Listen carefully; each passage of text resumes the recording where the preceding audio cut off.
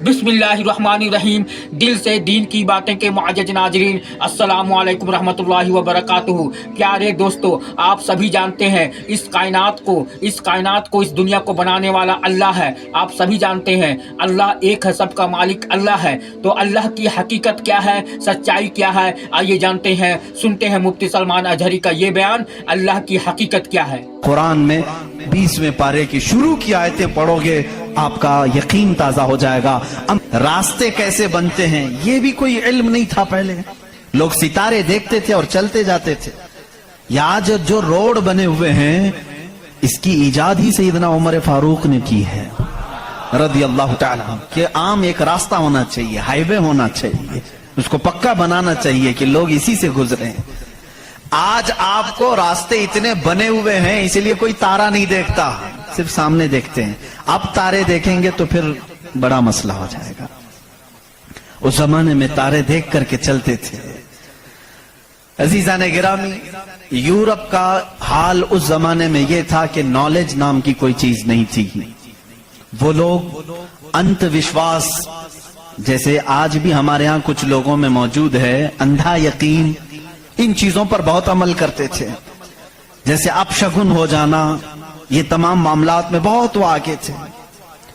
हत्ता कि बीमारियों को भी वो बीमारी नहीं समझते थे। जैसे आज यूरोप जादू टोने पर यकीन नहीं रखता, हर चीज को बीमारी कहता है। उस जमाने में हर बीमारी को वो जादू समझते थे, शैतान समझते थे।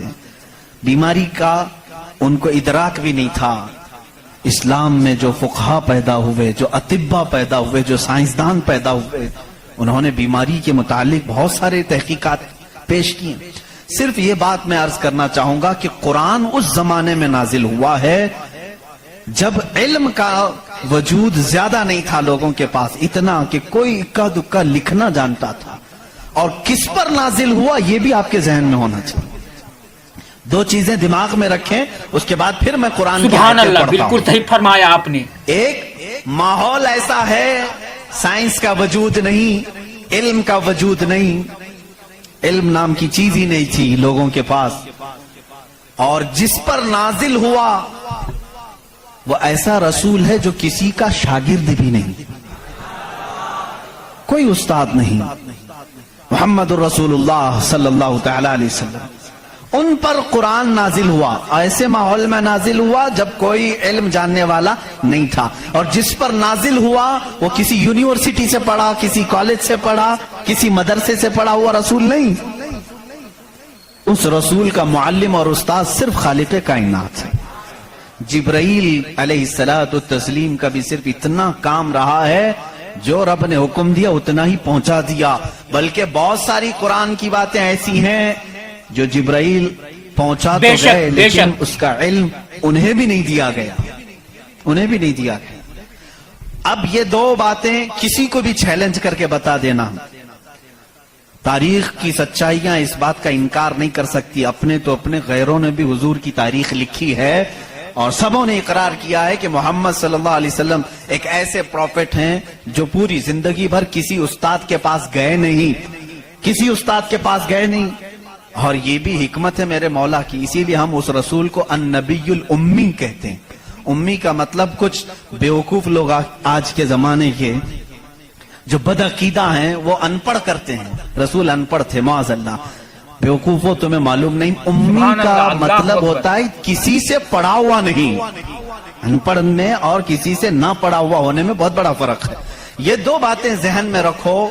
कुरान किस माहौल में नाजिल हुआ और जिस पर नाजिल हुआ वो किसी का शागिर्द नहीं। अब इसकी बातें जब हम बयान करते हैं, साइंसदानों की आंखें फटी की फटी रह जाती हैं। वो कुरान बयान कर रहा है, इन्न फी खल्क़िस समावाति वल अर्दि लआयातिन लिउलिल अलबाब, बेशक ये जमीन की पैदाइश में, आसमानों की पैदाइश में बड़ी मेरी निशानियां हैं। अल्लाह फरमा रहा है, रात सुभान अल्लाह, बिल्कुल सही फरमाया आपने, से दिन निकालते हैं। कुरान ये कह रहा है, वजअलना मिनस समाई, आसमान से अल्लाह तबारक व तआला ने वजअलना समाअ सक़फ़न महफूज़ा, कुरान कहता है हमने आसमान को एक महफूज छत बनाया है। कुरान ये कह रहा है आसमान और जमीन मिले हुए थे, हमने दोनों को फाड़ करके अलग कर दिया और दोनों के मुंह खोल दिया। ये कुरान उस जमाने में कह रहा है علم فلکیات جس کو ایسٹرونومی کہتے ہیں، علم ارضیات جس کو جیو فزک کہا جاتا ہے، زمین کے معاملات، آسمان کے معاملات جاننے والا اس زمانے میں کوئی نہیں۔ اس وقت قرآن کہہ رہا ہے آسمان و زمین ملے ہوئے تھے، ہم دونوں کو پھاڑ دیے، ہم نے ان دونوں کو پھاڑ دیا اور دونوں کے منہ کو کھول دیا۔ اب کا سائنس کہتا ہے زمین و آسمان کو دیکھنے کے بعد ایسا لگتا ہے کہ یہ گیلیکسی میں ملا ہوا ایک سیارہ تھا اور یہ پھر زمانے کے بدلتے بدلتے آسمان الگ ہو گیا، زمین الگ ہو گئی۔ اب کا سائنس یہ کہتا ہے، اور پھر یہ بند نہیں ہے جیسے ہماری چھت بند ہے، اوپر سے پانی ڈالو تو نیچے کچھ نہیں آئے گا، نیچے کے فرشی بھی بند ہے، نیچے زمین سے کوئی چیز یہاں مسجد میں نہیں نکلے گی۔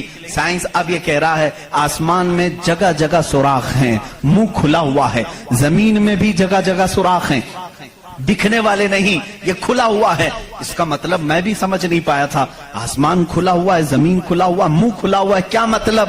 کہا کہ اللہ تعالیٰ جب چاہے آسمانوں پر پانی ڈالے تو اپنا منہ کھولتا ہے، بارش برستی ہے، اور زمین کا منہ کھلا ہے، اس کا مطلب یہ ہے تم جہاں پر بھی جتنی گہرائی میں بھی زمین کے بیج ڈالو، اس کا منہ کھلا ہے، وہ سینہ پھاڑ کر باہر آتا ہے۔ اگر زمین بند ہوتی تو کوئی چیز زمین سے باہر نہیں نکلتی، زمین سے کوئی چیز باہر نکلتی ہے، اس کا مطلب ہے کہ ان کے منہ کھلے ہوئے ہیں۔ سائنس نے اب بھی کہا کہ آسمان کا منہ کھلا ہوا ہے، زمین کا منہ کھلا ہوا ہے۔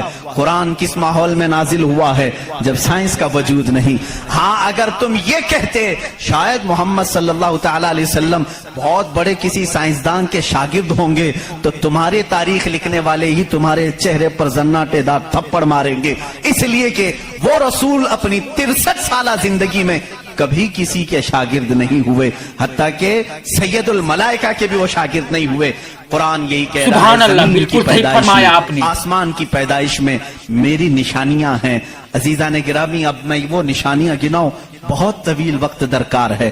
کبھی آپ نے محسوس کیا کہ آسمان اللہ کی نشانی ہے؟ اللہ کی نشانی ہے۔ دیکھیں یہاں سب سے بڑی بات، قرآن میں کئی جگہوں پر یہ بات آئی ہے افلا تتدبرون، افلا یتدبرون، افلا تعقلون، افلا تتفکرون۔ اس کا مطلب ہوتا ہے کیوں تم غور و فکر نہیں کرتے، کیوں تم سوچتے نہیں، کیوں تم تحقیق نہیں کرتے، ریسرچ نہیں کرتے؟ رب تعالیٰ بار بار یہ فرما رہا ہے۔ یہ کس کے لیے ہے؟ میں ان لوگوں کے لیے کہتا ہوں جو ایک خدا کو چھوڑ کر کروڑوں کے سامنے جھک رہے ہیں۔ میں ان سے کہتا ہوں تم سوچتے کیوں نہیں؟ کون ہے تمہیں پیدا کیا ہے؟ کون ہے جو تمہیں بنایا ہے؟ قرآن دعوت دے رہا ہے ان کو سوچنے کی۔ میرا یقین یہ کہتا ہے جو بھی انسان اس کائنات میں ہے اللہ نے اسے اتنی عقل ضرور عطا کی ہے کہ اگر وہ سوچنے پر آ جائے تو اپنے رب تک ضرور پہنچے گا۔ اگر وہ غور و فکر کرنے پر آ جائے تو جھوٹے خداؤں کو چھوڑ دے گا۔ ایک صحابی ہیں حضور صلی اللہ تعالی علیہ وسلم پر ایمان لانے کے بعد وہ کہتے ہیں حضور ایام جہالت میں ہمارے سے 2 ایسے معاملات ہوئے، ایک واقعہ یاد کرتا ہوں تو رونا آتا ہے اور ایک واقعہ یاد کرتا ہوں تو ہنسی آتی ہے۔ جہالت میں ہم کچھ ایسے کام کرتے تھے اسلام لانے سے پہلے کہ ایک واقعہ ایسا ہے کہ ہم رو پڑتے ہیں یاد آتی ہے تو، اور ایک واقعہ ایسا ہے کہ وہ یاد آتی ہے تو ہنس پڑتے ہیں۔ حضور نے پوچھا وہ دونوں کیا ہیں؟ سبحان اللہ۔ انہوں نے کہا جہالت میں جب ہمارے گھر بیٹی پیدا ہوتی تو ہم اس کا گلا مروڑ کر دفن کر دیتے تھے۔ ہم نے اپنے ہاتھوں سے کئی بچیوں کو دفن کیا، وہ جب بھی یاد آتا ہے تو رو پڑتے ہیں، رونا آتا ہے۔ ہنسی کس بات پر آتی ہے؟ وہ کہتے ہیں ہم جب سفر پر نکلتے تھے تو ہمارے جو خدا ہوتے تھے ان کو آٹے کا بنا لیتے تھے، ہم ویسے تو مٹی کا بناتے ہیں اور پھر پانی میں ڈبوتے ہیں۔ ان کی ذریت آج بھی موجود ہے۔ عرب والوں میں اگر میں بیان کروں کہ ہاتھوں سے خدا بنائے جاتے ہیں تو انہیں سبحان اللہ، بالکل صحیح فرمایا آپ نے۔ ہندوستان والوں کو بہت جلدی یقین آئے گا۔ تو وہ صحابی کہتے ہیں ہم آٹے کے بناتے تھے، ان کے جو خدا ہوتے تھے وہ آٹے کے بناتے تھے، کیونکہ مٹی کا پتھر کا اٹھا کر لے کر جانے میں بوجھل ہوتا تھا، وزن ہوتا تھا، اتنے بڑے خدا کو کہاں لے کر کے گھومتے رہے۔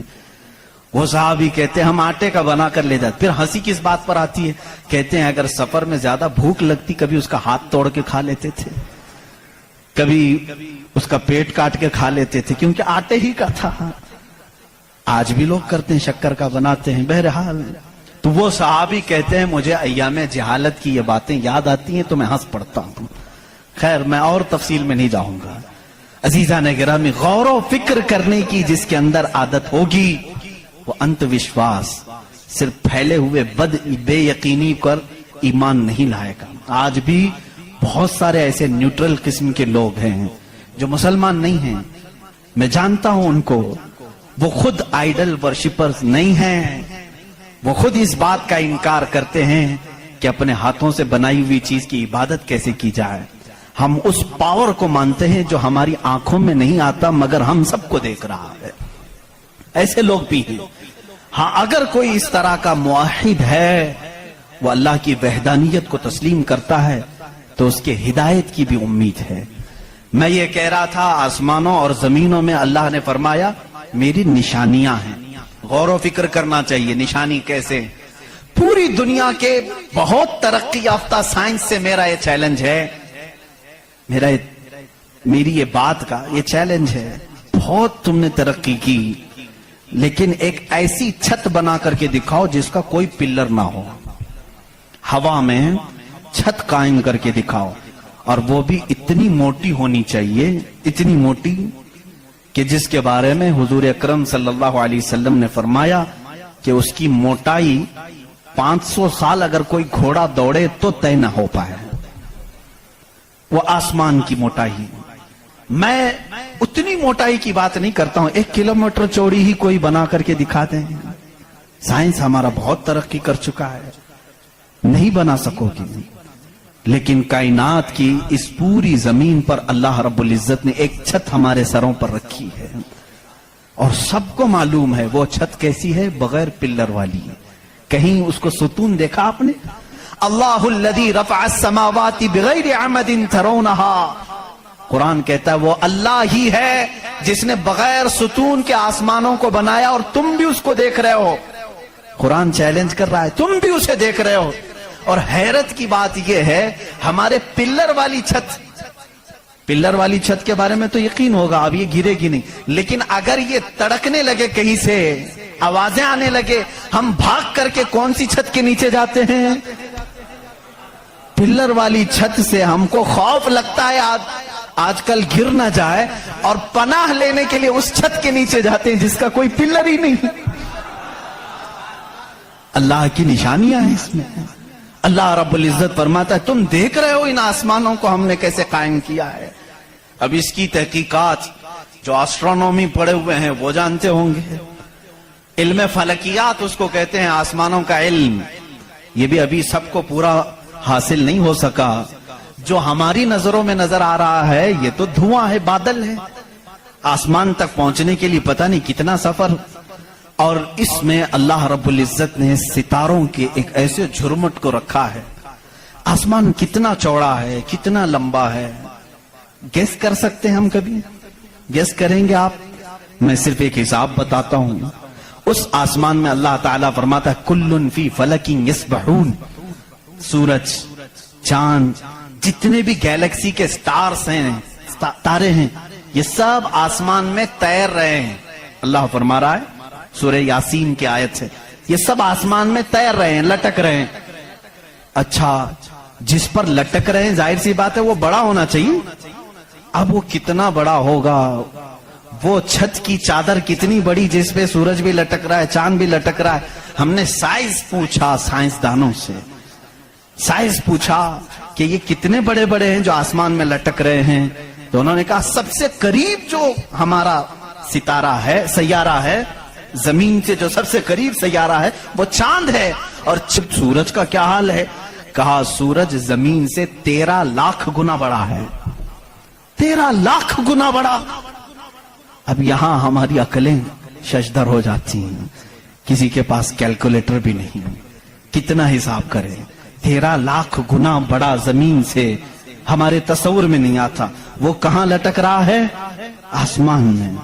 چاند اس سے 50 گنا بڑا ہے زمین سے، وہ کہاں ہے؟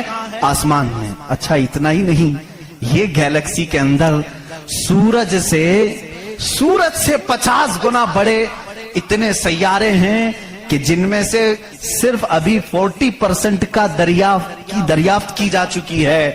باقی 60% ابھی تک سائنسدانوں کو پتہ ہی نہیں. سورج سے 50 گنا بڑے سیارے اور موجود ہیں. پوچھا یہ سب کہاں ہے؟ یہ بھی آسمان میں ہیں. اسی لیے میرے مولا نے فرمایا بے شک آسمانوں کی پیدائش میں اس کی بڑی نشانیاں ہیں. اب میرے عزیزو آؤ، تمہیں اپنے گھر کی چھت ڈالنے کے لیے کتنے دن لگتے ہیں، کتنے ورکر لگتے ہیں، کتنے مزدور لگتے ہیں، کیا کیا اس کے لیے سامان لگتے ہیں، یہ سب تمہیں معلوم ہے جنہوں نے چھتیں ڈالی. اب اتنی بڑی چھت جس نے قائم کی ہے، جس میں لاکھوں گنا بڑا زمین سے سورج بھی ہے، چاند بھی ہے، گیلیکسی کے اور سٹارز ہیں، وہ خدا فرما رہا ہے آسمان کو، زمین کو کس طرح سے اس نے بنایا. قرآن میں ہے صرف 6 دن میں ان دونوں کی پیدائش ہوئی ہے. اس سے بھی بلکہ اللہ تعالیٰ فرماتا وَجَعَلَ الْأَرْضَ فِي يَوْمَيْنِ، اللہ نے زمین کو 2 دن میں پیدا فرمایا، آسمان کو. اور اس میں جتنی سجاوٹ ہے، سجاوٹ کیا ہے؟ یہ پورے سمندر کو رب فرما رہا ہے وہ زمین کی زینت ہے. جتنے درخت ہیں وہ زمین کی زینت ہیں. اور آسمان کی زینت کیا ہے؟ چاند ہے، سورج ہے، ستارے ہیں. یہ سب 4 دن میں بنے. کل 6 دن میں ان کی پیدائش ہوئی ہے.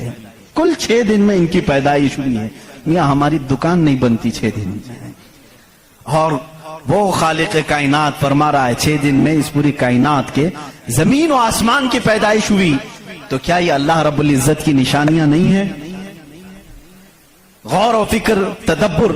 میں اگر سنی ہوئی باتوں پر یقین نہیں آتا کچھ لوگوں کو، کیونکہ وہ سائنس کے ماحول میں آج جی رہے ہیں، وہ ہر بات سائنس کی یقین کے ساتھ مان لیتے ہیں. میں ان سے ہی کہتا ہوں اپنے سائنسدان آقاؤں سے پوچھیں کہ اس زمین کا حجم کتنا بڑا ہے، آخر یہ ٹھہری کیسے ہے اتنے دن تک، یا اب تک قائم کیسے ہے، یہ ہلتی کیوں نہیں ہے. اچھا اس کے بعد رب تعالیٰ فرماتا ہے ہم نے اس زمین کو پانی پر بچھایا ہے.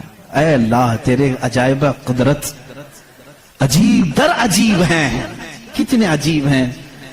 آپ سے میں کہتا ہوں حوض میں یا مسجد کا بھی حوض ہے، جاؤ ایک چادر اس کے اوپر بچھاؤ، ٹاول لے کر کے بچھاؤ، کتنی دیر تک وہ پانی پر کھڑا رہے گا. ٹاول، چادر، اس کی موٹائی کتنی ہے؟ بہت پتلی سی ہے، وہ میں آئے گی، لیکن وہ آپ کے اس پانی پر ٹھہر نہیں سکتی. اگر آپ کہیں موٹی چیز میں بچھاؤں، موٹی چیز بچھا کر کے دکھاؤ کتنی دیر وہ رک سکے گی؟ نہیں رک سکے گی. اور یہ اللہ نے قرآن میں فرمایا ہم نے پانی پر زمین کو بچھایا. اور اس کا انکار سائنس بھی نہیں کر رہی ہے. سائنس بھی یہی کہتی ہے زمین کو جتنی جگہ سے کھودا جائے پانی ہی ہے. ہم بھی تو جب بورول جو نکالتے ہیں زمین کو کھودنے کے بعد پانی آتا ہے. اب پانی پر اس زمین کو بچھایا رب تبارک و تعالیٰ نے. کتنا وزن یہ اٹھائی ہوئی ہے، کتنا وزن اٹھائی ہوئی ہے. سب سے بڑا وزن تو ان مشرکین کا ہے جو اس رب کو نہیں مانتے. یہ دھرتی کا بوجھ ان کو کہتے ہیں، یہ سب کو اٹھائی ہوئی ہے. پتہ نہیں کتنے کروڑوں ٹن اس پر وزن ہے یہ، لیکن کبھی بھی ہلتی ہوئی نظر نہیں آتی. لیکن اس کو بھی قرآن میں اللہ فرما رہا ہے ہم نے اس زمین کو ہلنے سے روکنے کے لیے جگہ جگہ پر پہاڑوں کو میخ بنا کر گاڑ دیا. والجبال اوتادا، اور پہاڑوں کو ہم نے میخ بنا کر گاڑ دیا ہے.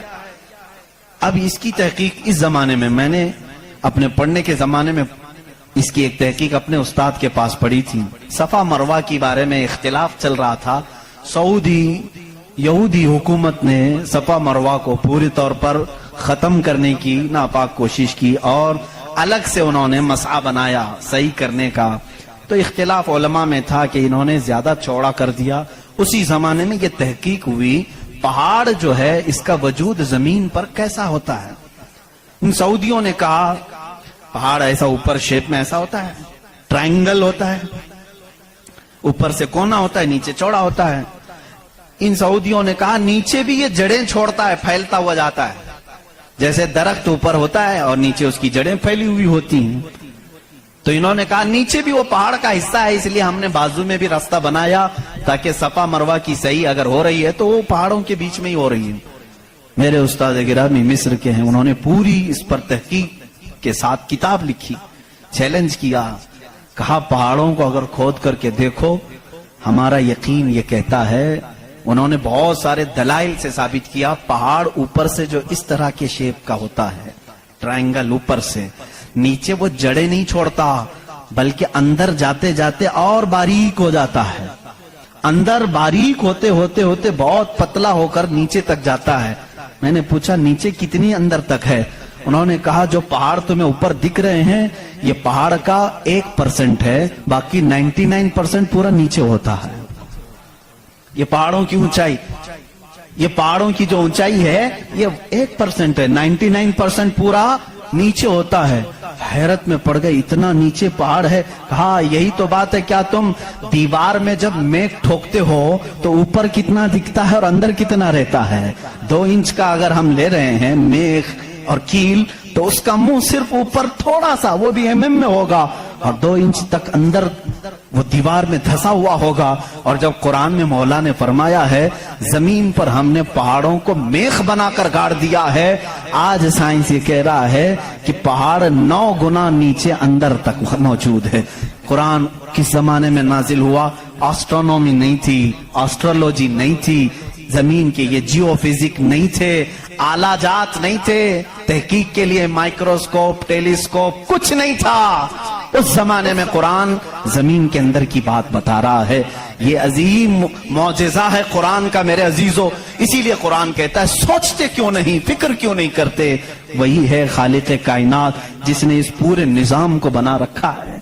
یہ اتنی نہیں ہے، یہ جو زمینوں میں نظر آ رہی ہیں ان کی تحقیقات کرتے کرتے کئی لوگوں کی زندگیاں ختم ہو گئی۔ کچھ چاند کی تحقیق پر چلے، کچھ سورج کی تحقیق پر چلے، کچھ زمین کی تحقیق پر چلے۔ انسانوں کو بھی اللہ نے یہ علم دیا ہے، یہ عقل دیا ہے۔ یہ جو سائنسدان اپنی تحقیق کر رہے ہیں یہ کبھی یہ نہ سمجھیں کہ یہ ہماری مارے ہوئے تیر ہیں، بلکہ اللہ اپنے بندوں کو خود اتنی سمجھ بوجھ دیتا ہے کہ وہ اس کی نشانیوں کی کھوج لگائیں اور کائنات کو بتائیں کہ کوئی تو ہے جو طاقت اسے چلا رہی ہے، کوئی تو ہے نظام جو اس کی پرورش کر رہا ہے۔ لیکن یہ دھوکہ باز بن جاتے ہیں کچھ لوگ کہ وہ تحقیق کر کے سمجھ تو جاتے ہیں لیکن بعد میں جب ان کو علم ہوتا ہے کہ اس کے پیچھے کوئی طاقت ہے وہ بتا نہیں پاتے، اس لیے کہ کفر ان کے دلوں میں رچ بس چکا ہے۔ آپ کو ایک اور سائنس کے اسٹوڈنٹس کے لیے بھی یہ بات ہے، آپ کو معلوم ہے یہ ستارے جو ہیں، سیارے ہیں، یہ اپنی عمر مکمل کر کے، ابھی ابھی کی بات ہے یہ، سائنس ایک بڑے سائنسدان نے اور ناسا کے لوگوں نے بھی جو خلا پہ جاتے ہیں، اسپیس پہ، ان لوگوں نے یہ بات پیش کی کہ ستارے جتنے بھی ہیں گیلیکسی میں اس میں سے کچھ کی عمر ہزاروں سال کی ہوتی ہے، لاکھوں سال کی ہوتی ہے۔ جب ان کی عمر مکمل ہوتی ہے تو یہ ایک جگہ جا کر کے ٹوٹ جاتے ہیں، داخل ہو جاتے ہیں، جن کو بلیک ہول کہا جاتا ہے۔ بلیک ہول کیا ہے؟ سائنسدان کہتے ہیں اس کی تحقیق ابھی تک نہیں ہو سکی، ایک بہت بڑا سوراخ ہے، بہت بڑا سوراخ جت میں یہ ستارے جا کر کے ختم ہو جاتے ہیں، ان کی زندگی یہاں ختم ہوتی ہے۔ کہیں یہ باتیں آپ کو سوکھی تو نہیں لگ رہی ہیں؟ آج بہت ہی زیادہ سائنس بول رہے ہیں، ضرورت اس لیے ہے میرے عزیزو، میں اپنے دین کو ان لوگوں کے سامنے رکھنا چاہتا ہوں جو صرف سبحان اللہ، بالکل صحیح فرمایا آپ نے۔ قرآن پڑھو، قرآن اس کی بنیادیں تمہیں دے گا سائنس کی۔ بلیک ہول کیا ہے سائنسدان نہیں بتا سکے، جبکہ ان کے پاس اب بڑے بڑی مشینیں ہیں۔ یہ جو ناسا کے لوگ خلا میں جاتے ہیں، 1 سال تک کے لیے چلے جاتے ہیں، کئی مہینوں کے لیے چلے جاتے ہیں اور تحقیقات کر کے لا رہے ہیں۔ چاند پر انہوں نے کیمرے لگائے اور وہاں کی تصویریں یہ بھیجنے کی بات کر رہے ہیں، لیکن پھر بھی بلیک ہول معلوم نہیں۔ میں اس محمد الرسول اللہ صلی اللہ علیہ وسلم کی بات کر رہا ہوں جو کسی بھی سائنسدان کا شاگرد نہیں، جو کسی استاد کے پاس بیٹھا نہیں۔ اس رسول پاک کی زبان سے قرآن کی آیت نکلی سورہ واقعہ کی، اللہ فرماتا لا اقسم بمواقع النجوم انہو لقسم لو تعلمون عظیم، اللہ فرماتا قسم ہے اس جگہ کی جہاں جا کے ستارے ٹوٹ جاتے ہیں، بے شک بے شک اللہ رب العزت کی اس میں بڑی شان ہے اگر تم سمجھ سکو۔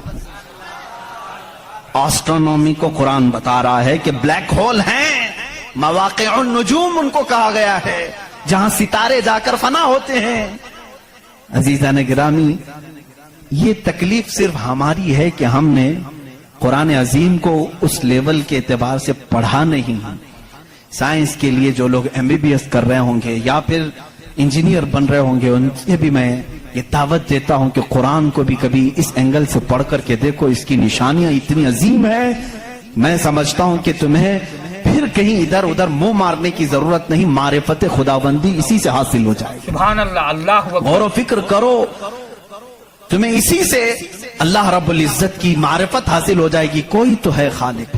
امام اعظم ابو حنیفہ رحمۃ اللہ تعالی علیہ کے پاس ایک دہریہ، اس زمانے کے بھی جو ایتھیسٹ ہوتے ہیں، ایتھیسٹ سمجھتے ہیں، ایک نیا یہ چلا ہوا، نیا نہیں ہے، پرانے ہی ہے، نام نیا لگتا ہے، ملحد ہیں یہ. ایتھیزم بہت سارے لوگ وہ اپنے دین، اپنا ریلیجین کے جگہ پر یہ لکھتے ہیں، آپ دیکھ لینا ان کو. ایتھیزم، آپ مسلم لکھتے ہیں، کچھ لوگ ہندوازم لکھتے ہیں، کچھ لوگ کرسچینٹی کہتے ہیں. سبحان اللہ، بالکل صحیح فرمایا آپ نے. لیکن کچھ ہیں جو ایتھیزم، ایتھیسٹ ہیں. ایتھیسٹ کا مطلب کوئی خدا نہیں، کوئی دین نہیں، کوئی مذہب نہیں. یہ بیچارے آوارہ لوگ ہیں، یہ لاوارث لوگ ہیں جو اس طرح سے کہہ رہے ہیں. اب ان کی بات میں آپ کو بتاؤں. ایتھیزم، اس طرح کا ایک ایتھیسٹ امام اعظم ابو حنیفہ کے پاس آیا. اس نے کہا خدا ہے؟ تم بار بار خدا کی بات کرتے ہو. مجھے تو نہیں لگتا، کوئی نہیں ہے. اگر ہے تو دکھتا کیوں نہیں؟ بہت ساری چیزیں ہیں ایسی آپ نے سمجھایا جو دکھتی نہیں لیکن ہے، بہت ساری چیزیں. اس نے کہا ایسی کوئی چیز نہیں ہے جو ہے اور دکھتی نہیں. آپ نے اس کو ایک تماچا لگایا، ڈھیلا اٹھا کر کے مار دیا. اس نے کہا میں سوال کیا، تم نے مار دیا. کہا کیا ہوا مارا؟ کہا درد ہو رہا ہے. کہاں ہے درد؟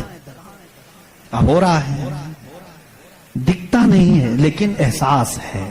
بہت ساری چیزیں ایسی ہیں جو دکھتی نہیں ہے لیکن ہے، ان کا وجود ہے. بہرحال آپ نے اس کو جواب کیا دیا؟ کہا سنو، میرے ساتھ آج ایک بڑا عجیب واقعہ پیش آیا.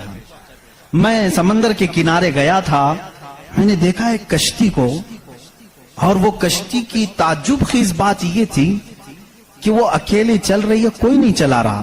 سامان خود سے وہ لاد لیتی ہے اپنے اوپر اور چل پڑتی ہے سیدھے راستے پر.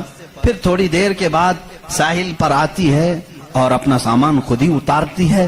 پھر جیسے ہی وقت ہوتا ہے پھر چل پڑتی ہے. کوئی کشتی بان نہیں، کوئی ملا نہیں، کوئی کیپٹن نہیں اس کے اندر، سواری بھی نہیں، خود سے سب چل رہی ہے. یہ اس دور میں امام اعظم کہہ رہے ہیں جب الیکٹرانک دور نہیں تھا.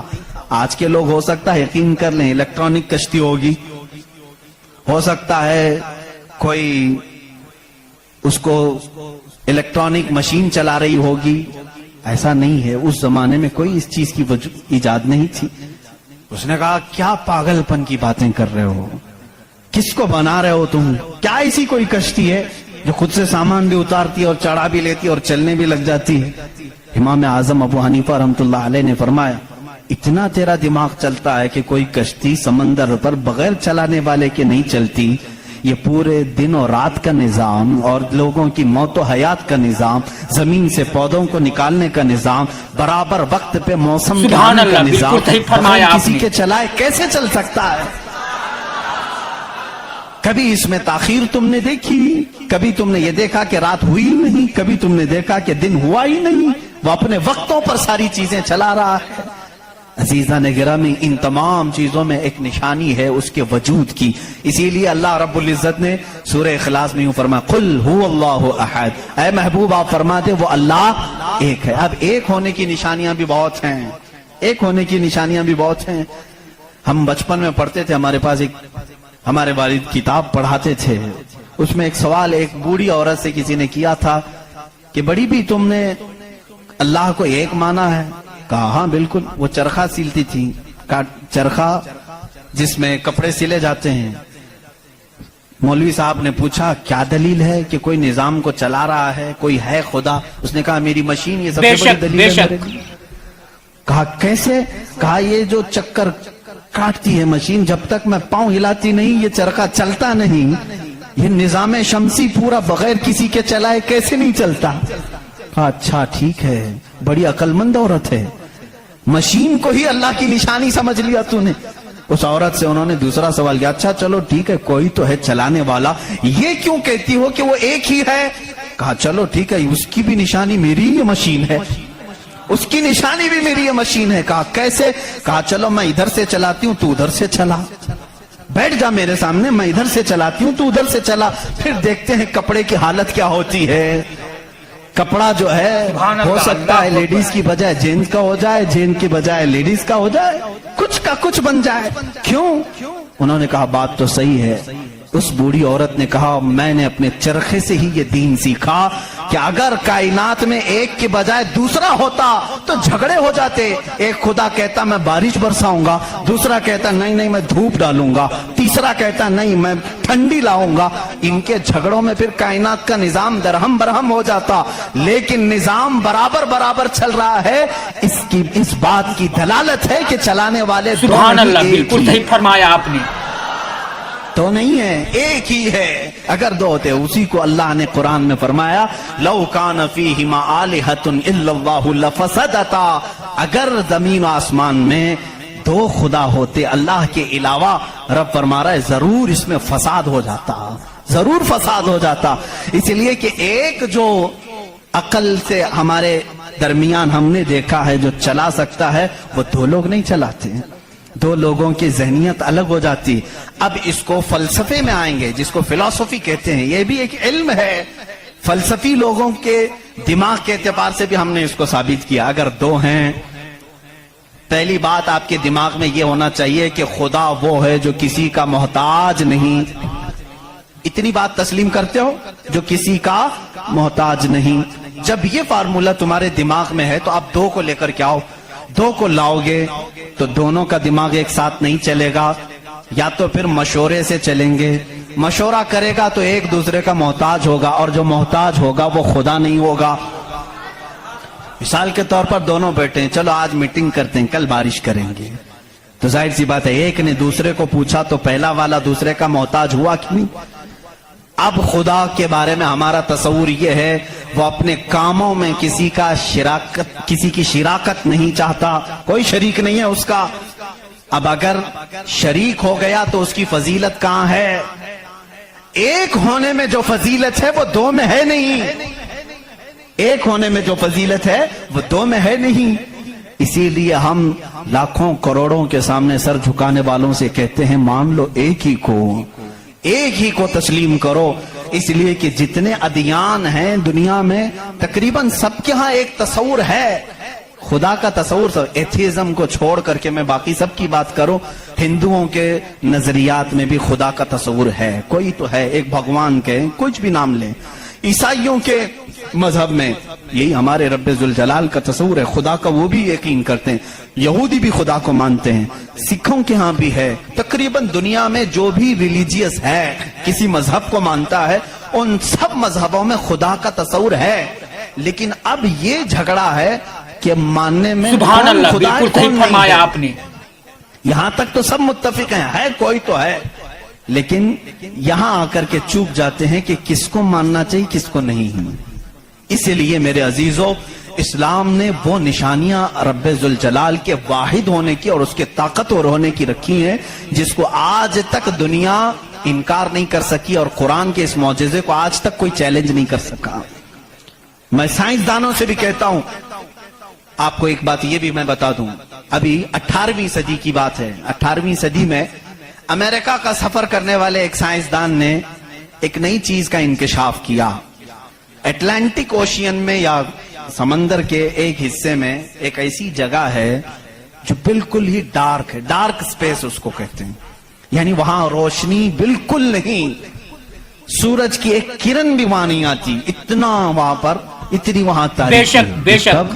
18ویں صدی میں, یعنی آج سے 200 سال پہلے کی بات ہے. اس نے انکشاف کیا, دنیا کو بتایا میں نے ایک ایسی جگہ دیکھی, بہت ہی ڈارک ہے, بہت اندھیرا ہے. وہ جب واپس آیا تو علماء ربانیین نے سورہ نور کی قرآنی آیتیں پڑھی. اللہ فرماتا ہے کہ اذا اخرج یدہ لم یکد یراہ ومن لم یجعل اللہ لہ نورا فما لہ من نور.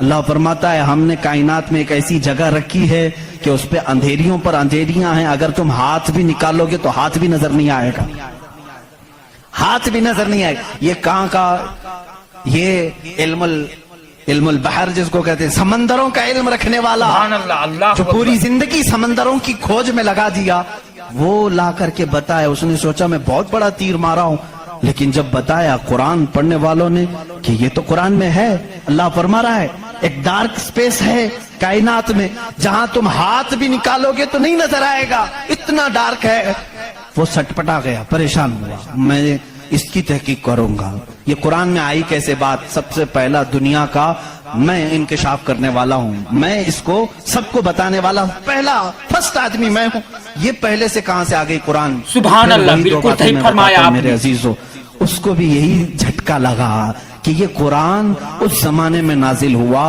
جب سائنس کا وجود نہیں تھا، اور اس پر نازل ہوا جس کو دنیا میں کسی نے سکھایا نہیں تھا۔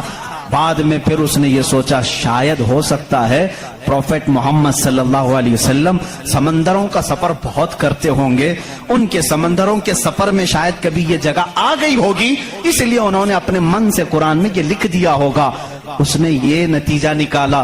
لیکن دوسرے ہی دن اسے پھر بڑا جھٹکا یہ لگا کہ جب سیرت مصطفیٰ پڑھا اس نے، اللہ اکبر، حضور کی 63 سالہ زندگی میں آپ نے ایک مرتبہ بھی سمندر کا سفر کیا ہی نہیں۔ یہ بہت بڑا جھٹکا لگا کہ وہ محمد صلی اللہ علیہ وسلم کبھی پوری زندگی میں سمندر کا سفر کیے ہی نہیں۔ میرے عزیزو، اس بات میں غلط فہمی میں نہ آنا کہ وہ سمندروں کو نہیں جانتے تھے، وہ معراج کا سفر کرنے والا رسول سمندروں کو ضرور جانتا ہے، لیکن یہ حکمت الہی تھی کہ کبھی سمندر کے سفر کرنے کا اتفاق نہیں ہوا۔ اب اسے جھٹکے بھر جھٹکا یہ لگا جو کبھی سمندر کو گیا ہی نہیں، وہ اگر اٹلانٹک اوشین میں موجود ڈارک سپیس کو بتاتا ہے تو ضرور وہ اپنے پیٹ سے نہیں بتا رہا ہے، وہی اس کو بتایا ہوگا جس نے ڈارک سپیس بنایا ہے۔ یہی اللہ رب العزت کے وحدانیت کی نشانیاں ہیں، اس کے وجود کی نشانیاں ہیں۔ قرآن پڑھو، اس میں بہت ساری چیزیں، جنہوں نے یہ انکشاف کیا کہ کچھ سمندروں میں ایسے اللہ رب العزت نے بنایا ہے، وہ بھی آپ کو مل جائیں گے۔ دو سمندر ملتے ہیں اور دونوں کا رنگ الگ ہے، ایک سمندر نیلا ہے، ایک سمندر پیلا ہے، دونوں کا ٹیسٹ بھی الگ ہے، ادھر کا میٹھا ادھر کا کھارا نمکین ہے، لیکن وہ بہت دور تک ملتے ہوئے جاتے ہیں، لیکن اس کا پانی اس میں نہیں آتا، اس کا پانی اس میں نہیں آتا۔ کیوں نہیں آتا؟ اللہ فرماتا مرج البحرین یلتقیان، مرج البحرین یلتقیان بینہما برزخ لا یبغیان فبأی آلاء ربکما تکذبان۔ اس رب ذوالجلال نے فرمایا ہم نے دو سمندروں کو بہایا ہے، دیکھنے والوں کو ایسا لگتا ہے کہ یہ مل گئے ہیں، لیکن ہم نے اس میں نہ دکھنے والی ایک ایسی دیوار بنائی ہے کہ اس کا پانی اس میں نہیں ملتا، اس کا پانی اس میں نہیں ملتا۔ یہ بھی کون سے رسول کی زبان سے اللہ تعالیٰ بتا رہا ہے لوگوں کو جو رسول کبھی سمندر کا سفر کیا ہی نہیں؟ اس رسول کی زبان سے اللہ نے دو سمندروں کے ملنے کی بات کی۔ سائنسدانوں، اب تو تمہیں ماننا ہی چاہیے کہ قرآن رسول کا اپنا بیان کیا ہوا کلام نہیں ہے، اسی کا یہ کلام ہے جس نے سمندروں کو اس طرح پیدا کیا۔ کائنات میں بہت ساری چیزیں ہیں میرے عزیزو، قرآن اللہ رب العزت کا یہ کلام اتنی ہی نہیں، یہ تو بڑی بڑی نشانیاں میں نے کہا، اگر اس کی معرفت، اس کی کھوج میں لگ جاؤ گے تو زندگی تمام ہو جائے گی۔ میں تو کہتا ہوں اللہ نے ایک بات یہ بھی فرمائی ہے تمہارے لیے، وَفِي أَنفُسِكُمْ أَفَلَا تُبْصِرُونَ۔ اللہ فرما رہا ہے تم ادھر ادھر نشانیاں ڈھونڈ رہے ہو، ہم نے تمہاری ذات میں اپنی نشانیاں رکھی ہیں، تم نہیں دیکھتے؟ بے شک بے شک، تمہاری ذات میں ہماری نشانیاں ہیں، تم نہیں دیکھتے؟ اتنی نشانیاں ہیں، اس کے لیے آپ کو کئی علوم پڑھنے کی ضرورت ہے۔ ظاہر سی بات ہے انسان کے ایک ایک پارٹ پر جو ریسرچ کرتا ہے وہ اپنے وقت کا ایک بڑا ڈاکٹر بنتا ہے۔ خالی صرف دل پر جس نے ریسرچ کیا وہ کارڈیالوجی ہے، جو صرف کڈنی پر ریسرچ کیا وہ نیفرولوجی ہے، اور جو صرف رگوں کو دیکھا ہے وہ نیورولوجی ہے۔ پارٹ پارٹ پر انہوں نے پوری زندگیاں ختم کی، پورے انسان کو پڑھا کس نے؟ آج کون پڑھا ہے؟ اسی لیے امام اعظم ابو حنیفہ رحمۃ اللہ علیہ نے فرمایا من عرف نفسہ فقد عرف ربہ، جس نے صرف اپنی ذات کو پہچان لیا وہ اپنے رب کو پہچان لے گا۔ تمہارے جسم میں جس طرح کی چیزیں اللہ نے بنائی، ڈاکٹر سے جا کر کے پوچھو کہ ہمارے جسم کے اندر کا جو نظام ہے، ایک بار جو نس کٹ گئی 1000 ڈاکٹر مل کر کے وہ نس نہیں قائم کر پاتے. یہ رگوں کا سلسلہ ایسا ہے. اور فرمایا گیا، بلکہ تحقیقات بتاتی ہیں ہمارے جسم کے اندر موجود یہ نسوں کو، رگوں کو نکال کر کے اگر بچھا دیا جائے کئی 1000 کلومیٹر لمبی ہو جائیں گی. کئی سبحان 1000 اللہ، کلومیٹر بالکل لمبی صحیح ہو جائیں فرمایا گی. آپ نے. یہ نسوں کا اتنا لمبا سفر ہو جائے گا. اتنا سارا مواد اللہ نے تمہارے جسم میں رکھا. اور رب تعالیٰ یہ فرماتا ہے، مفاہیم آیات میں بیان کر رہا ہوں. کبھی آپ نے سوچا ہم نے زبان سے جو جو چیزیں کھائی، اللہ اکبر. میں ایک بڑے محقق کے حوالے سے کہتا ہوں، روٹی کو انہوں نے کہا تمہاری روٹی، تمہارے کھانے اللہ کی نشانیاں ہیں. میں نے پوچھا روٹی بھی نشانی ہے اللہ کی؟ کہا ہاں. تم ایک روٹی کو کہاں سے حاصل کرتے ہو؟ اناج کھیت سے لیا، فصل جب آئی اس کو کٹایا، پسایا، آٹا بنایا، پھر گھر میں لایا، گوندھنے کے لیے دیا، آٹا گوندھا گیا، روٹیاں بیلی گئیں، توے پر رکھی گئیں، بن گئی. کتنی منزلوں سے گزری، کھیت سے آئی، پسائی میں گئی، گندھائی میں گئی، پکائی میں گئی. اب اس کے بعد ریڈی ہو کر تمہارے برتن میں آئی. اس کے بعد تم نے کیا کیا؟ اب تک سب تمہارا اختیار چل رہا ہے، تم اپنی مرضی سے کر رہے ہو. گیہوں کا لانا ہے، جو کا لانا ہے، جوار کا لانا ہے، کس کا لانا ہے، تمہاری مرضی. آٹے سے کتنا گوندنا ہے، نرم گوندنا ہے، موٹا گوندنا ہے، تمہاری مرضی. روٹی موٹی پکانی ہے، پتلی پکانی ہے، تمہاری مرضی. روٹی پک جانے کے بعد 4 ٹکڑے کرنے، 5 ٹکڑے، 2 ٹکڑے، تمہاری مرضی. سب تمہاری مرضی ہے. اس کے بعد تم چبا کر کے کھا گئے، اس روٹی کو چبا کر کھا گئے، نگل گئے. یہ روٹی جب حلق سے اتر گئی اب تمہاری مرضی نہیں ہے. اس ایک ہی روٹی سے گوشت بھی بنتا ہے، اسی ایک روٹی سے خون بھی بنتا ہے، اسی ایک روٹی سے منی بھی بنتی ہے، اسی ایک روٹی سے پیپ بھی بنتا ہے، اسی ایک روٹی سے کف اور بلغم بھی بنتا ہے. اسی ایک روٹی سے سب چیزیں بن جانے کے بعد ہمارے فضلات بھی نکلتے ہیں. میں نہیں سمجھ پایا. اے میرے عزیزوں مجھے بتاؤ، ایک روٹی لو، اس کے ایک ٹکڑے سے تم گوشت بنا کے دکھاؤ، دوسرے ٹکڑے سے تم خون بنا کے دکھاؤ، تیسرے ٹکڑے سے تم پیپ بنا کے دکھاؤ، چوتھے ٹکڑے سے تم بلغم بنا کے دکھاؤ. نہیں کر سکو گے، اس لیے کہ صرف گوندنے پکنے تک تمہاری مرضی چلتی ہے. حلق سے نیچے اتر جانے کے بعد خدا قدیر و جبار کا نظام چلتا ہے. تمہارے رزق میں اس کی نشانیاں ہیں. کون ہے جو بناتا ہے ہمارے جسم کے اندر اس روٹی سے ہمارے جسم کا سبحان اللہ، بالکل صحیح فرمایا آپ نے. کسی سے بھی پوچھو یہ ہمارا جسم موٹا تازہ گوشت کیسے بن گیا؟ یہ کھانے اچھے کھاؤ گے اس سے بن گیا.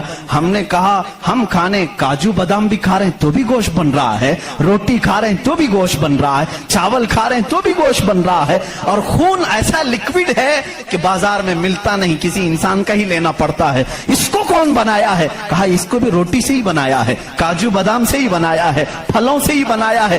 ہم پوری دنیا کی غذائیں لا کر چکی میں پیس کر کے بھی خون کا ایک قطرہ نہیں پیدا کر سکے، لیکن وہ رب ذوالجلال ہمارے لقمے کے نیچے جاتے ہی نظام کو شروع فرما دیا ہے. کیسا وہ نظام ہے، کیسا وہ نظام ہے. اے میرے عزیزو، اسی لیے میرا مولا فرماتا ہے فی انفسکم افلا تبصرون، تمہاری ذات میں میری نشانیاں ہیں، کیوں تم نہیں دیکھتے، کیوں تم نہیں دیکھتے. آپ کو اگر میں ذاتیات، نفسیات، طبعیات، یہ جو علوم ہیں اس پر گفتگو کروں تو ایک بڑا الگ ٹاپک ہو جائے گا. اللہ تعالیٰ نے اس نظام کو کیسے بیلنس رکھا ہے جانتے ہیں آپ؟ کبھی آپ کو معلوم ہے ہمارے کانوں میں ایک الائنمنٹ ہوتا ہے، جیسے ویل الائنمنٹ کرتے ہیں، ہمارے دونوں کانوں کے بیچ میں ایک قطرہ چھوٹا سا اللہ نے رکھا. یہ بیلنس کو برقرار رکھتا ہے. جو سنکی ہوتے ہیں جن کو کہتے ہیں پاگل ہو گیا، جھولے کھاتا رہتا ہے، یہ کون لوگ ہیں جانتے ہیں آپ؟ جن کو کبھی کبھار فیڈس آ جاتی ہے، چلتے چلتے آڑے ٹیڑے ہو جاتے ہیں، یہ کون ہیں؟ جن کا صرف وہ کانوں کے بیچ کا ایک قطرہ بھی ہل گیا تمہارا بیلنس بگڑ جائے گا.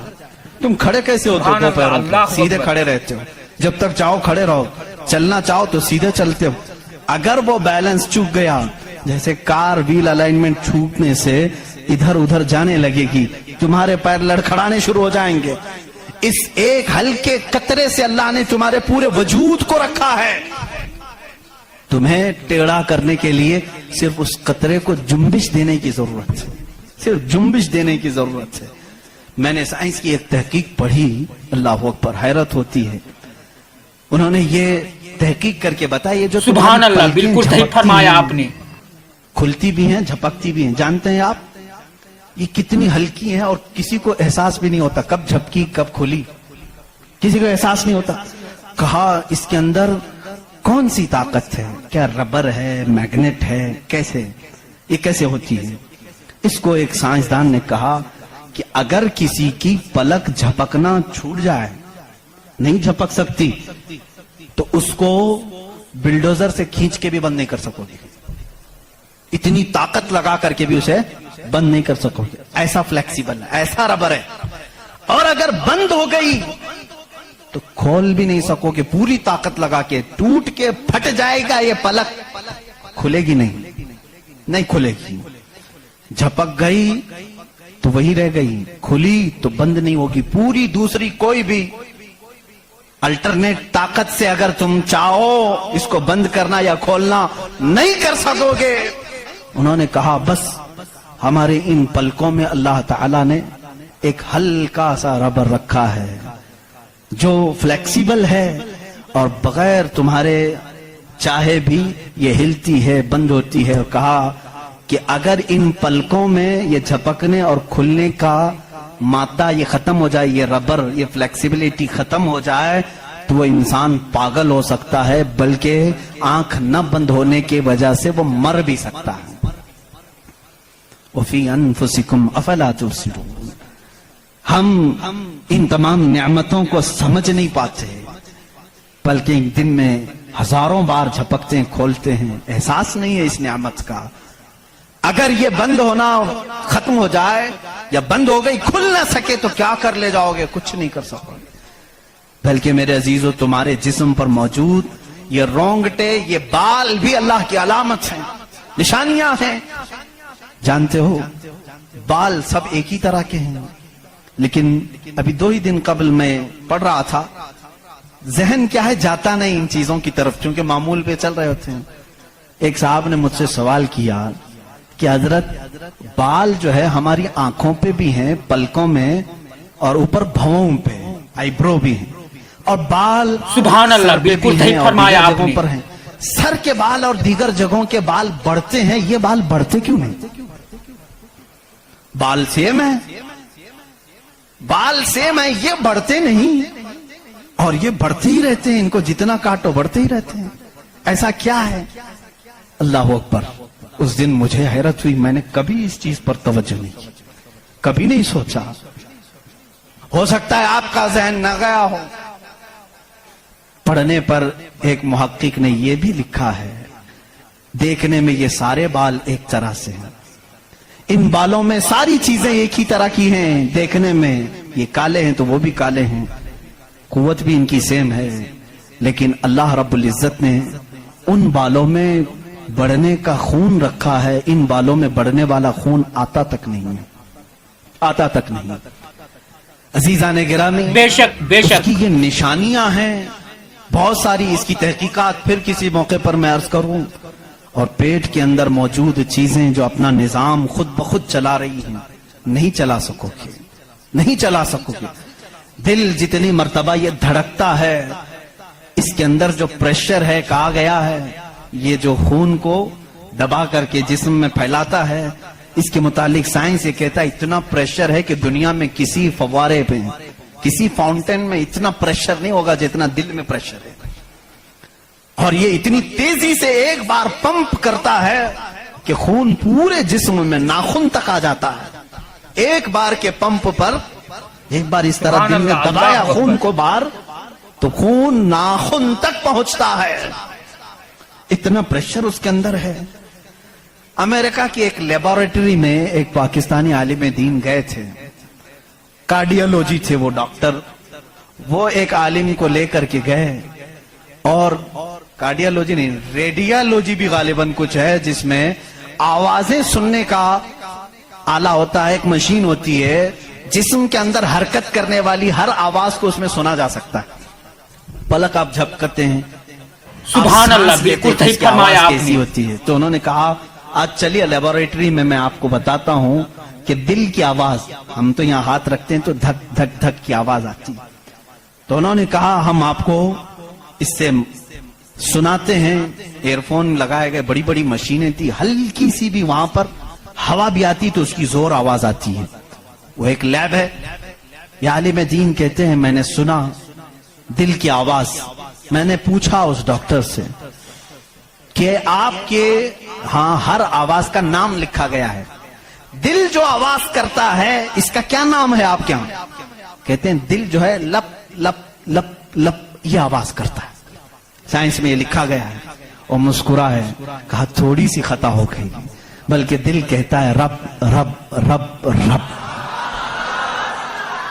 ہر انسان کا دل جو دھڑکنے کی آواز آتی ہے مشینوں سے انہوں نے خود سنا.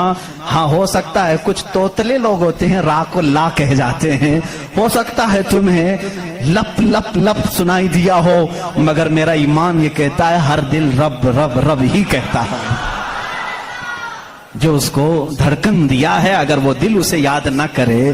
عزیزان گرامی، کائنات کی بہت ساری چیزیں اس کی نشانیاں ہیں. سمندروں میں اس کی نشانیاں ہیں. آپ کو معلوم ہے سمندروں کا علم البحر جن کو معلوم ہے، جو غوطے لگاتے ہیں وہ کہتے ہیں زمین پر جتنی مخلوقات ہے اس کے 10 گنا زیادہ مخلوقات سمندروں میں موجود ہیں. سمندروں میں یہاں جتنے کیڑے دیکھ رہے ہو، کتنے مکوڑے دیکھ رہے ہو، یہاں جتنے قسم کی مخلوقات آپ دیکھ رہے ہیں اس کے 10 گنا زیادہ مخلوقات سمندروں کے اندر ہے. کون ہے جو ان کے رزق کا انتظام کرتا ہے؟ کون ہے ان کی پرورش پر؟ سمندروں کا علم الگ ہے. کہتے ہیں ہم اندر جاتے ہیں تو اس کے اندر اتنی چیزیں کہ ہر بار نئی چیزیں دکھتی ہیں. اور انہوں نے کہا کہ کئی لاکھ قسم کی مچھلیاں گن لی گئیں، لیکن ہر بار غوطہ لگاتے ہیں تو پھر نئے رنگ کی مچھلی نظر آتی ہے. ان کو رنگ دیتا کون ہے اس کے اندر؟ عزیزان گرامی، سمندروں کے علم میں لوگوں نے کہا اس کی گہرائیوں میں کیا کیا موجود ہے. کچھ باتیں تو عقل تسلیم کرتی ہیں، جیسے آپ کو میں نے کہا سمندر میں مچھلیاں ہیں، اندر پیڑ پودے بھی ہیں، آپ سب سبحان اللہ، بالکل صحیح فرمایا آپ نے. مخلوقات ہیں، ہاں ہوتے ہوں گے، سب ہوتے ہوں گے، لیکن ایک قرآن کے فرامین تفاسیر میں یہ کہا گیا ہے سمندر کے اندر آگ بھی ہے. اب کہاں سے تسلیم کرو گے؟ سمندر کے اندر آگ ہے، کیسے تسلیم کرو گے؟ ظاہر سی بات ہے تم انکار کرو گے. پانی اور آگ ہو ہی نہیں سکتا، اور وہ بھی پانی ہلکا پھلکا پانی نہیں، سمندر کا جوشیلا پانی. اور یہاں پر اسلام میں یہ باتیں کہی گئی ہیں کہ سمندر کے اندر آگ ہے. لیکن یہ دنیا کو اس وقت نظر آ گیا جب سونامی آئی تھی. انڈونیشیا میں جو ساحل پر سونامی کی لہریں جنہوں نے دیکھی، جس کی رفتار 2000 کلومیٹر پر آر تھی، 2000 کلومیٹر پر آر کی رفتار سے وہ پانی چل رہا تھا، اور اس کی ہائٹ جو موجوں کی وہ 200 فٹ اونچی تھی. 200 فٹ اونچی لہریں بے شک 1000 کلومیٹر پر آر کی رفتار سے جب جا رہی تھی تو مشاہدہ کرنے والوں نے یہ کہا جب وہ لہریں چلتی تھی تو پیچھے آگ کے شعلے نکلتے تھے. سمندر میں آگ کے شعلے نکلتے تھے.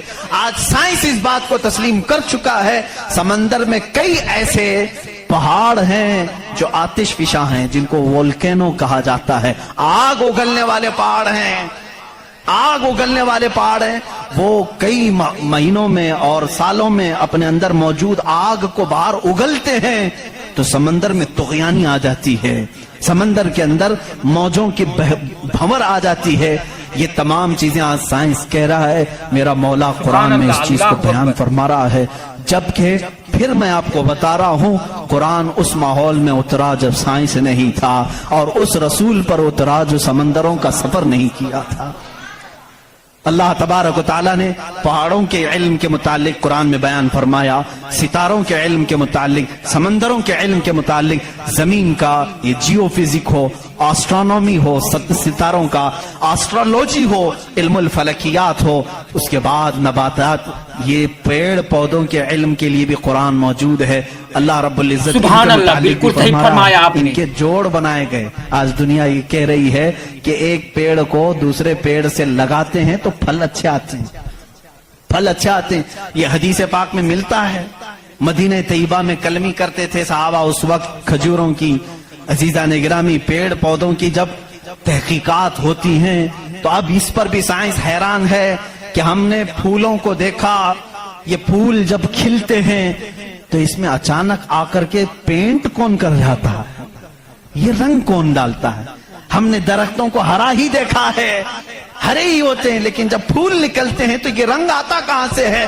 اس کی تحقیق کرتے کرتے ڈالیوں کو لوگوں نے چیر دیا، پتوں کو پھاڑ دیا، لیکن پھول کا رنگ پورے درخت میں کہیں نہیں پایا، کہیں نہیں پایا۔ ان پودوں کو اور ان پھولوں کو کون رنگ دیتا ہے؟ بلکہ حد تو یہ ہے میرے عزیزو، اس کی سب سے بڑی چیز یہ نشانیوں میں سے یہ بھی ہے کہ پیڑ پودوں کو تم لہلہاتے ہوئے آج دیکھتے ہو، ان کی پیدائش پر کیا تم نے غور و فکر نہیں کیا؟ یہ کیسے پیدا ہوتے ہیں، کیسے نکلتے ہیں؟ اللہ اکبر! ان کو تم نے زمین کے اندر بو دیا تھا، مٹی ڈال دی تھی اور اس پر پانی ڈال کر برابر کر دیا تھا، لیول کر دیا تھا، اور اچانک دوسرے دن تیسرے دن جا کر دیکھتے ہو وہ زمین کا سینہ چیر کر باہر آیا ہوا ہے۔ اتنا ہی نہیں، وہ چھوٹا سا کومپل نکلا ہوا پودا باہر آتا ہے، اب وہ کتنی چیزوں کو فیس کرتا ہے، ہواؤں کا بھی مقابلہ کر رہا ہے، طوفان بھی آ رہے ہیں، لیکن وہ پودا وہیں لگا ہی لگا ہے۔ چھوٹے پودے کو بڑی سے بڑے طوفان ہلا کے نہیں کر سکے، کون ہے وہ ہلکے پودے کی حفاظت کر رہا ہے۔ بڑی بڑی ہواؤں سے وہ بڑی بڑی طاقتوں کو اڑا لے جانے والی ہوائیں آتی ہیں، لیکن ہلکے پودے کی حفاظت ہو رہی ہوتی ہے۔ وہ فصلیں لانے تک کون ہے ان کی حفاظت کرتا ہے؟ قرآن میں 20ویں پارے کی شروع کی آیتیں پڑھو گے، آپ کا یقین تازہ ہو جائے گا۔ امن خلق السماوات والارض وانزل لكم من السماء ماء فانبتنا به حدائق ذات بهجا ما لكم ان تنبتوا شجرها االہ مع اللہ، کیا اللہ کے سوا کوئی ہے؟ اللہ فرماتا ہے کون ہے جس نے زمین کو تمہارے لیے قرار بنایا؟ کون ہے جو زمین کو پھاڑ کر کے اس میں نہریں بنایا؟ کون ہے جو تمہارے لیے آسمانوں کو چھت بنایا؟ کون ہے جو اس میں سے تمہیں رنگ برنگے پودے نکالتا ہے؟ کیا اللہ کے سوا کوئی ہے؟ االہ مع اللہ۔ اس طرح کی 5 آیتیں جس میں سوال ہے االہ مع اللہ، کیا اللہ کے سوا کوئی ہے؟ اب میرے عزیزو، میں نے آسمانوں کی بات کی، زمینوں کی بات کی، گیلیکسی کی بات کی، پیڑ پودوں کی بات کی، سمندروں کی بات کی، بلکہ میں نے تمہارے ذات کی بھی بات کی۔ تمہارے جسم میں موجود ہر عضو، ہر پارٹ اللہ کی نشانی ہے، اللہ کی نشانی ہے۔ تم میں سے کوئی بھی ایک عضو دوسرا ڈپلیکیٹ بنا نہیں سکتا، بنے گا تو صاف نظر بھی آئے گا۔ آنکھ چاہے تو بکرے کی لگا لو لیکن دکھائی کچھ بھی نہیں دے گا۔ اس آنکھ کے اندر جو چیز موجود ہے وہ دوسرا اس کی کاپی کر نہیں سکتا۔ روبوٹ تو بہت بنا لیے لیکن جینے والا، فیلنگ رکھنے والا انسان دوسرا تخلیق نہیں کیا جا سکا، بلکہ وہ قرآن میں اللہ چیلنج کر رہا ہے۔ تم تو انسانوں کے ابھی یہ کہہ رہے ہیں کہ جنین بنائے جا رہے ہیں، یعنی ہم ڈپلیکیٹ انسان بنانے کی کوشش کر رہے ہیں، یہودی اس پر ریسرچ کر رہے ہیں، لیکن مولا تو فرما رہا ہے کہ یہ ایک مکھی بھی بنا نہیں سکیں گے۔ 17ویں پارے کا آخری صفحہ ہے جس میں رب تبارک و تعالیٰ فرماتا ہے کہ لن يخلقوا ذبابا ولو اجتمعوا له، یہ سارے کے سارے مل کر کے ایک مکھی نہیں بنا سکیں گے۔ ضعف الطالب والمطلوب، یہ کتنے ہی کمزور قسم کے لوگ ہیں جو دوسری تخلیق کی بات کر رہے ہیں۔ اسی لیے میرے عزیز ہو، جب کوئی بنا نہیں سکتا، اسی لیے اسلام نے کہا اپنے ہاتھوں سے بھی کوئی جسم نہ بناؤ، اس لیے کہ تم خدا بننے کی کوشش کر رہے ہو۔ بنانا کسی کے جسم کو صرف کام ہے، اللہ کا کام ہے۔ اپنے